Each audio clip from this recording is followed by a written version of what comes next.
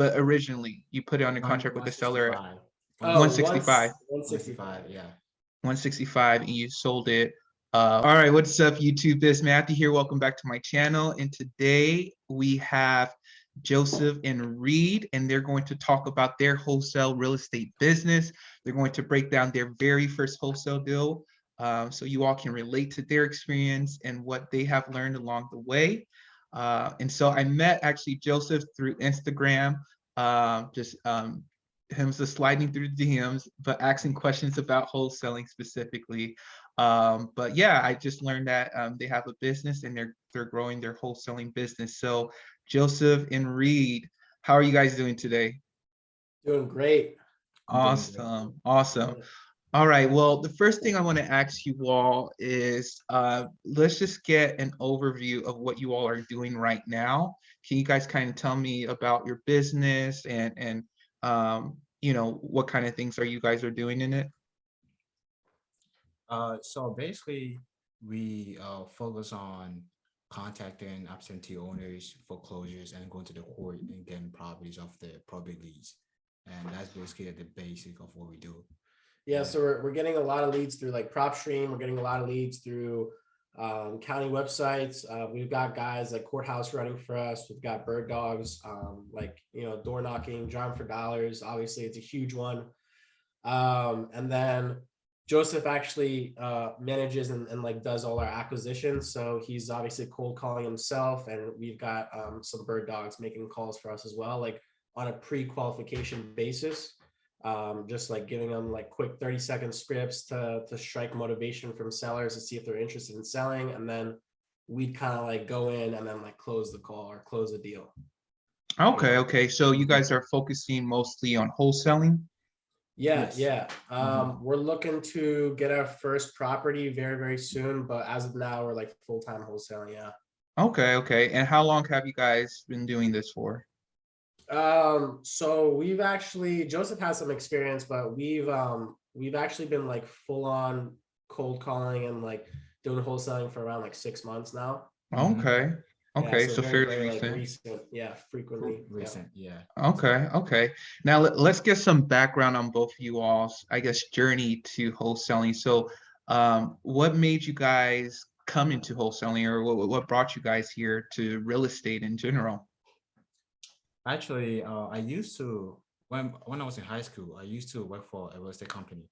And that was when I was 19. And I joined a company, I was just making cold calling. And that's when I figured what is called wholesale. I didn't even know it was called wholesaling. And when we closed the contract, they showed me what wholesaling was. That's basically my background of wholesaling. Yeah, so Joseph used to work for like a wholesaling company. I used to like do like full-time day trading, stock trading, a lot of options as well. And then this was like back in like March 2020. And then after a while, I decided to like, I always wanted to get into real estate, but obviously the biggest misconception is like you need money to like start, right? You need money to start investing, all that stuff. But I was looking for ways where I could get my foot in the door without actually putting down capital on my own, because a lot of my money was tied in the market. So I came across something called Airbnb rental arbitrage. I don't know if you guys know what that is, but it's basically like you find like a landlord willing to like rent or like sublet the property to you, and then you sublet it on Airbnb. And then the other route I came across was wholesaling, right? So I was determining like which one I should take. And then I kind of went with wholesaling, and I was like, damn, like this is pretty lucrative. It's pretty crazy. Like you don't actually need any credit. You don't need a down payment or anything like that. There's like absolutely no risk involved. It's just a lucrative business to get into. So, that's how Joseph and I met. Okay. And we Go ahead. also actually met him on Craigslist. I put a Craigslist ad, and he contacted me and said, "Hey, you're a wholesaler here in the county. Why don't we just connect?" And we just went on from there. Yeah. So Joseph had his like Craigslist marketing going. Like we buy houses, or like we're looking for bird dogs, stuff like that. And then I was like, oh damn, like that's cool. So I contacted Joseph through his Craigslist ad, and then we met up. We were just really, really like-minded. Sat down, talked for a few hours, and like, all right, you know what, like, let's do this. Hey, that's awesome. And I know it's because it's interesting because sometimes I know a lot of people when they start wholesaling, let's say you're like cold calling a list and you come across other wholesalers on that list. Yeah. And so, Always. yeah. Yeah. And look at you guys ended up partnering with each other and creating a company together. So I think that's a good message to other people on here. You're Like, gonna, yeah, I mean, you guys are gonna meet a lot of wholesalers on the way. Like, you're gonna mhm, find a lot of deals, a lot of leads. You're gonna Mm-hmm. connect with a lot of agents along the process, a lot of other wholesalers that you might end up JVing with and long-term JVing like us. It's just crazy the amount of like people you'll meet along the way. That's true. You just got to be open to like building relationships and connections, and somehow like monetizing that relationship into a business or something like that. right, exactly. Yeah, and yeah, not to be frustrated just because you end up talking to a wholesaler, but use that opportunity to work with them, right? To collaborate and Mm-hmm. whatnot. But yeah, so I thought it was interesting too that you said you were doing stock trading in March of 2020. And I know there was like a big craze, when the pandemic happened, everybody started having Robinhood accounts and trading and everything like that. So Yeah. how did that go for you and why did you transition from that to real estate? So I was day trading and I made a good amount of money on the actual crash, like the recession of 2020. And then I lost a lot of it too Mm, afterwards because I was just like at that point everything was just like we were in a bull market, right? So everyone thought like I thought I was unstoppable. Like I was killing my trades, like to say the least. But after that, I kind of like started losing money and I was like, all right, you know what? Let me just sell everything, throw it into my Roth, like my retirement account, just let it sit there. No more like crazy day trades, anything like that. I'm just gonna start long-term investing now. Because back then that was like my main source of income, right? I used to work at an investment bank and stuff like way back when, but mm, and then I was trying to like figure out like what other lucrative ways there were to make money. Obviously I mentioned how I always wanted to get into real estate, so that I started looking into like routes, like how do I get my foot in the door, how do I start, and mhm. then I came across wholesaling from there. Yeah. Mm-hmm. Got you. Okay.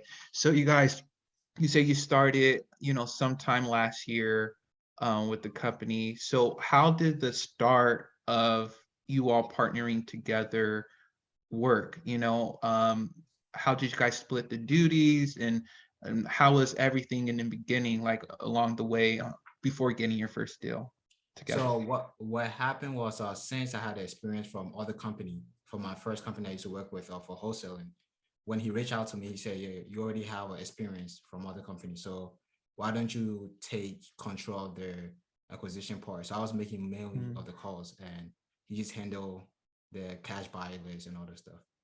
And that's basically how we kind of split the uh Yeah, so like in the beginning, what I was just trying to say is like we were both making calls and stuff, and then later on, like we kind of like split duties up. So he does all acquisitions, making calls, acquiring deals, locking up contracts, appointments, all that good stuff. Mhm. And then I would like focus on dispositions, right? So like mhm. building cash buyers list, connecting with people. I'm really good at connecting with people. That's what I like basically do full time.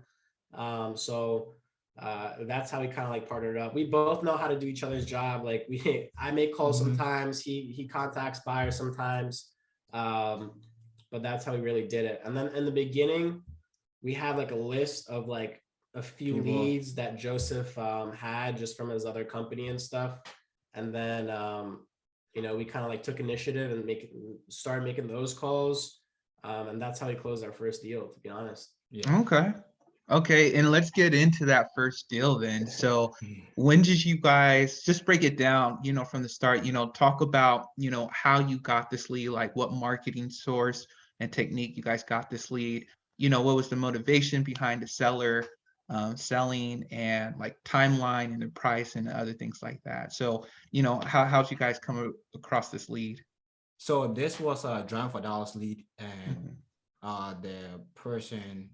the owner was a truck driver, so he was in the property, and he's also on the road. And we just found the property, contacted him, and he wasn't very serious in the beginning because he didn't want us to just go into the property since he's not there, and we just kept following up with him, and eventually, we came in, gave him a call. say, hey, there's no BS. No, what's your offer? And we just made it happen. Yeah, so Joseph and I have like this is why I used to make calls too. And I'm starting to make some more calls because Joseph and I have two different techniques, like, and no technique is like, I'm not saying like both techniques are good. Obviously, like try them out, like, see which one you mess with the most. But Joseph likes to generally build rapport, set up appointments, build relationships with clients. I generally like to come in like full blitz mode, run the numbers. Like if the numbers don't make sense, I'll tell them the numbers don't make sense. And I try not to waste too much time on the phone. Generally, I don't like to set appointments without having a like DocuSign ready to go beforehand. So, I mean, for example, on this lead, like we closed the property, it was in PG County, right? Yeah.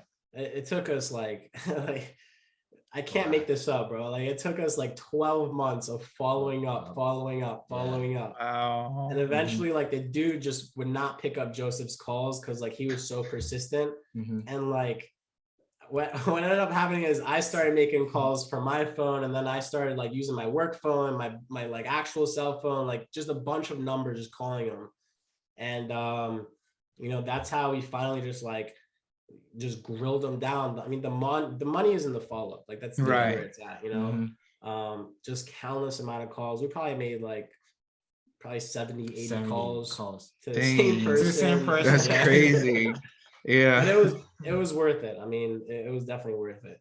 Okay. So what was the final straw that made the seller go with you all, and what was their main motivation? So I came in and I'm like super analytical numbers guy. Like I was like, listen, man, like I'm looking at your data on PropStream right now. Your mortgage is this much. I just went into details. Like, listen, bro, this is how much you own your house. This is how much HOA fees are. This is how much you're paying in property taxes per month. If you do not sell to us, you're going to end up paying taxes. Like you didn't even live in the house, right? Yeah. So I'm like, why are you just letting the house sit there and rot while you're still paying taxes on it? Here's my offer. You're still going to make money on the offer. You can pay off your mortgage, and this is how much you'll keep in your pocket afterwards. I just sat down and like spoon fed him. Like sometimes you just have to do that. If no other route worked, that was a route that worked. And then eventually he loafed on me many times too. I mean, I was trying to set up appointments with him so many times too. So many times. He didn't know the estimated cost of rehab, so we just went ballpark figure like based off like when the house was built in. So then it ended up being like a full rehab or something, and then that's how we got it locked up. Got you. Okay. Okay. And so you said it was about 12 months worth of follow-ups. Yeah. Okay. So you got them in our CRM and just like boom, call this dude today. Like three calls per day for 12 months. Wow. And also, since he was a truck driver, I think it was very hard for him to trust us because he was never in the city. He's always on the road, and he said, I don't want to set up an appointment, which I can't make it.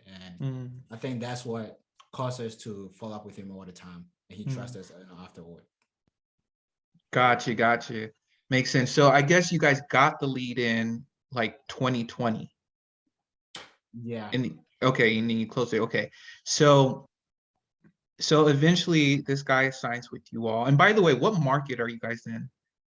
DMV, so like DC, Maryland, okay. Virginia. Yeah. Got you. All right. And so he signed.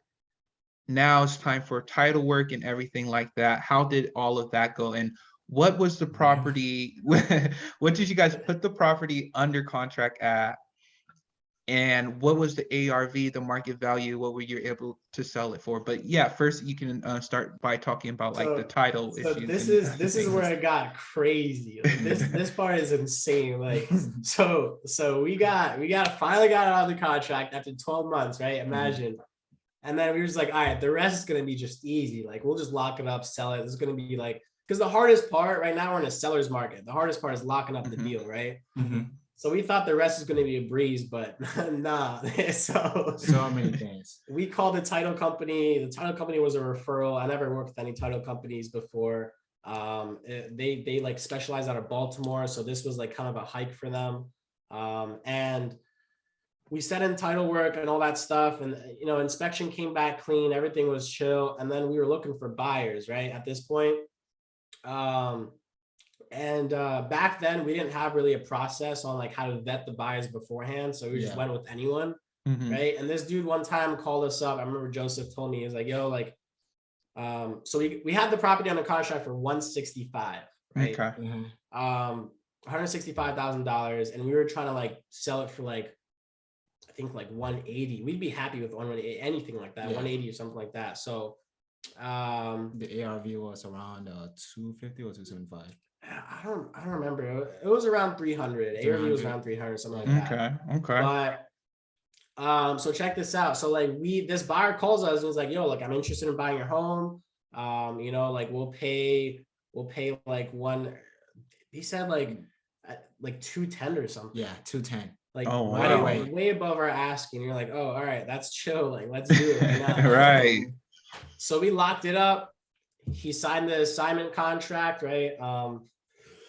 And then what had happened was we sent all the title work, paperwork, everything to the title company.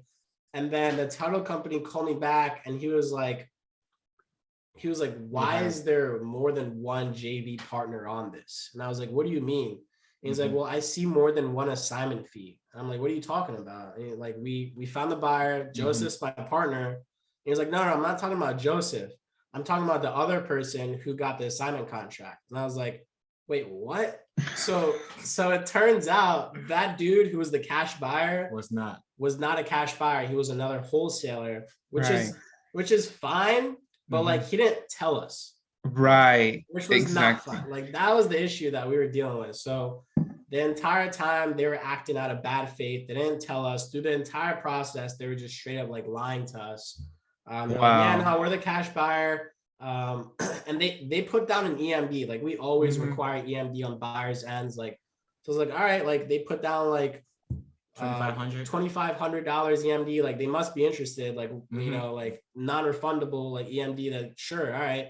So then we kept going through the process, and then they actually ended up being wholesalers. Like they were trying to get a $15,000 assignment fee for themselves as well, and then wholesale it to another person who was an actual cash buyer. So, and also the deal was so good that the other investor was willing to pay more than what he got in the contract for. Right. And you all, that's what's called daisy chaining, right? In wholesaling. And still to this day, we never daisy chain. So when it's always like, so like me and Joseph, like we're partners, we're JVing like long-term and everything. So technically we're like under one entity now. Right, exactly. Yeah. But going like in the future, we don't touch deals that are like with more than one other wholesaler. So once it becomes two wholesalers, that's fine. But once it becomes three, like anything more than two, we just don't touch it. Cause like most title companies don't like that. They don't mess with daisy chains. I mean, this process took the entire title process took like probably like a month and a half. Maybe 2 months, that's crazy. Which is too much. Yeah, for sure. And you all like it's perfectly fine to work with other wholesalers. It's just as long as they're transparent and honest about what they're doing, right? Because I worked with other wholesalers that said, hey, yo, I want to show this to my cash buyers too. Is it okay? Cool. Right. And then you go on. But when you try to do this and do it behind the wholesaler's back, that's when problems arise. That's why regulation is coming to this industry, because things like that. But it's stuff like that. It's like why wholesalers get such a bad rep nowadays, because like sketch things like that happen. Like I'm a wholesaler, we're all wholesalers, but we're perfectly transparent with sellers before we lock things up. I'll straight up tell them, be like, listen, man, like I'm gonna do the inspection, but if this doesn't fit our criteria, I'm not going to buy it, but I can find you a buyer. My partner is more than willing and happy to buy this as well. Like I'm just fully transparent, and not because like that's the right thing to do. Obviously it is the right thing to do, but it just saves you a lot of hassle later down the road. Because say you do lock up a contract and you're fronting, telling them that you're a cash buyer, they're going to find out regardless on the HUD. Exactly. Yeah. On day sign, like closing day, signing day, they're going to figure out whether or not you're telling the truth or not. And that's just going to make or break your deal. So it's always in your best. That's what I tell other people. Like it's always in your best interest to be straight up on the get-go, you know, like open and clear, just like everything. And Exactly. the wholesaler actually made it so much believable that he was the buyer. Because when we sent him the contract, the same day he sent the earnest deposit money. The next day, and 210 from 180 to 210. I was like, okay, that's too good to be true. But eventually, we find out he was a wholesaler trying to wholesale to another person, and that made the deal much longer and stuff. Dang, that's crazy. This guy really proved that, by putting earnest money down and everything. That's crazy. But okay, so you guys, so did it close under that same, I guess, parameter, or No. did you have to end up finding another investor? What happened? So it was crazy. I mean, I remember being in like a library. I was like studying for something. I think someone was in the other room next to me, and I was like making like back-to-back phone calls with the title company. And they were like, listen, like, title company called me on that, listen, like, this deal is already bad faith. Like, I don't know who's telling the truth. You guys are transparent with me. I respect that, but the buyer's not being transparent with me. They're ending up wholesaling this, and they didn't know what to do. Title company wasn't really professional, right? They could have done it better, but what had ended up happening was these guys were not able to close on time. So the closing day came around, it was on a Friday, and the earnest money deposit was like non-refundable. So they had to close that day and they couldn't find a buyer in time. And, so I think they did find a buyer on Friday, but the title company was not willing to close on Friday because of the discrepancies. And they were like, listen, there's just like too many daisy chains going around, too many contracts. We're going to wait till Monday and figure this all out. I'm not closing today. And obviously we were all disappointed, but that at this point, it wasn't our fault at all. So on Friday, the other wholesaler who fronted as a buyer ended up defaulting. They had to, because the title company wouldn't close. So they defaulted on Friday. They had the end buyer locked up. I don't even know who the end buyer is. I'm just talking to the wholesaler, right? And they defaulted on the Friday, and we kept our earnest money deposit. We kept $2,500. And at that point, I was like, all right, dope. Like, we kept the EMD, but I was kind of blown because we didn't get the deal closed with them. We were trying to make it work, even though everything was just crazy, like crash, just bad faith, everything. But we were just being, positive. We were trying to make it work. We were being optimistic the entire way around.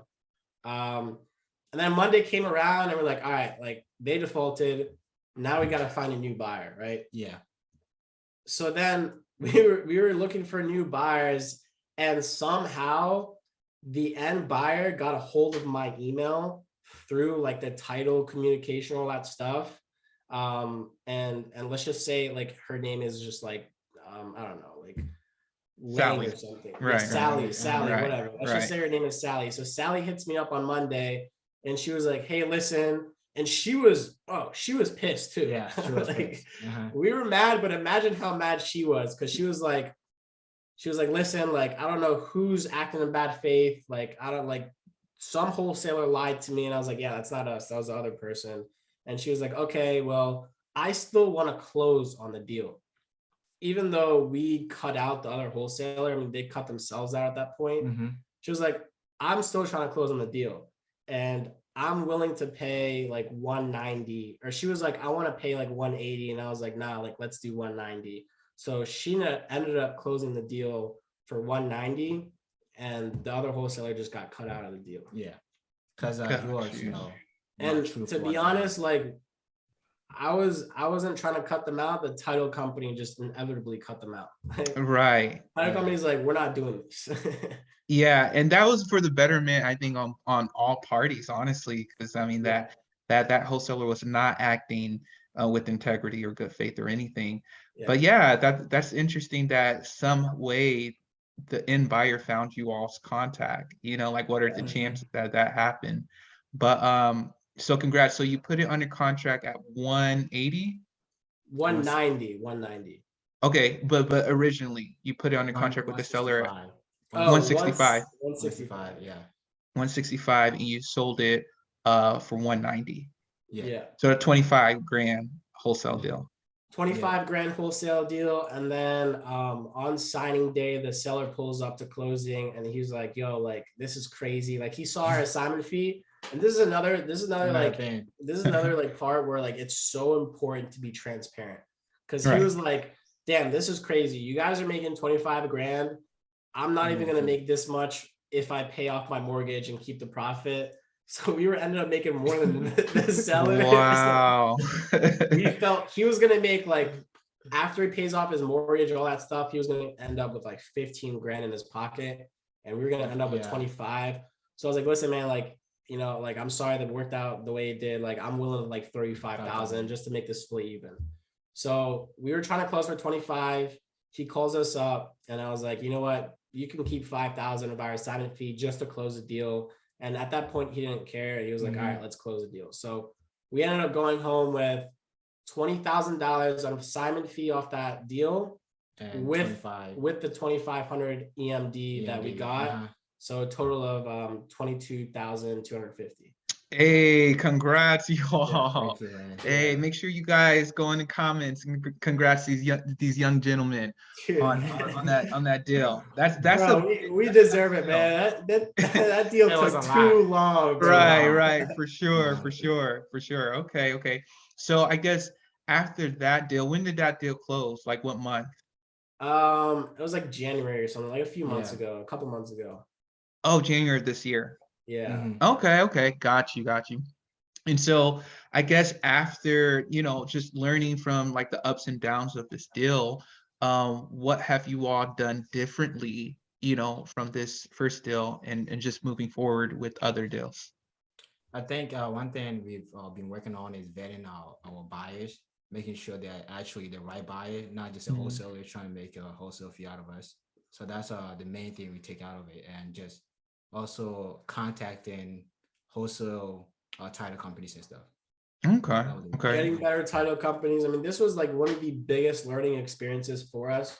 I'm honestly glad this happened, like hindsight, looking back, because we learned how to do everything differently throughout the entire process. Better title company, quicker closing needs to be done from title, vetting cash buyers, making sure they put down deposits before. You always want to get a deposit from the cash buyer. So like, for example, like we don't put down deposits for locking up contracts with sellers. Like we don't do that, but we always require deposits from buyers, right? Because we don't want to waste our time. When the clock's ticking, when you have a signed contract, you don't want to waste your time. So always require EMDs from them, vet them out, like figure out if they're really wholesaling or not. And like on our deals nowadays, when we market our deals, we'll straight up write like EMD this much. And then under the EMD, when I market them out, I write no wholesalers, like nothing like that.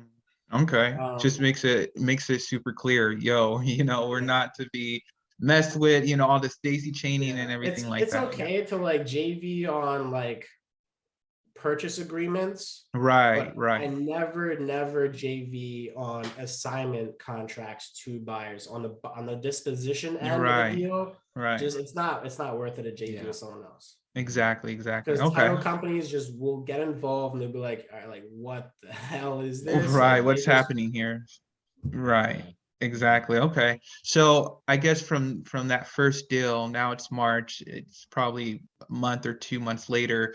What's going on with you all's company now? Were you guys able to put some more properties under contract? You're still working on that? How's it looking now?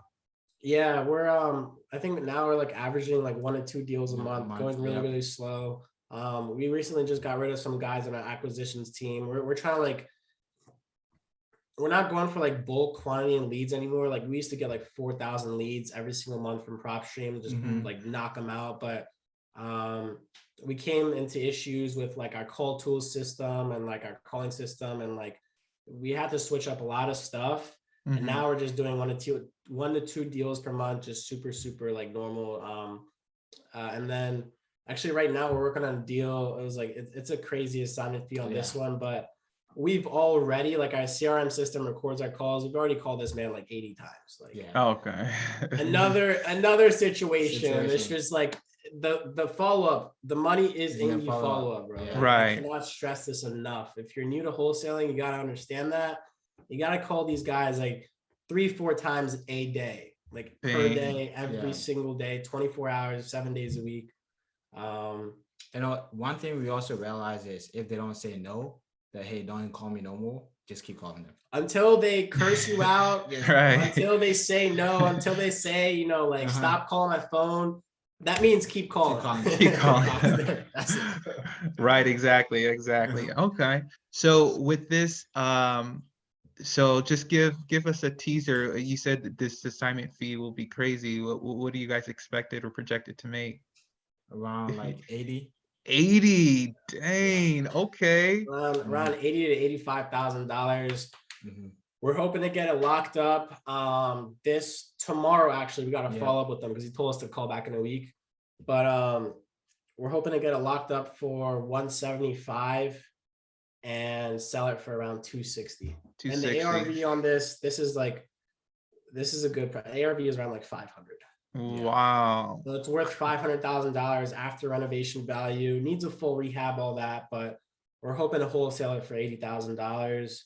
We're gonna have to double close this one because we don't want that being shown on the home. Right. Like, Yeah. you know how it is, but Yeah, right. Exactly. I mean, have you guys considered possibly wholesaling that deal? Like getting maybe a hard money loan or something or private funds to yeah. So take the money down?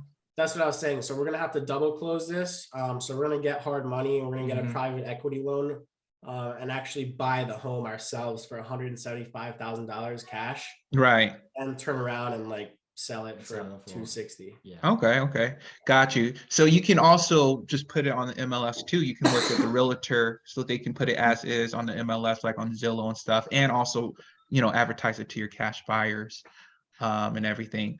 But okay, that's awesome. Well, what's something that you all can tell the viewers? Let's say someone is just starting out wholesaling, right? They're beginning, maybe they're calling or texting or sending out mail. What's some words of advice that you guys can give them?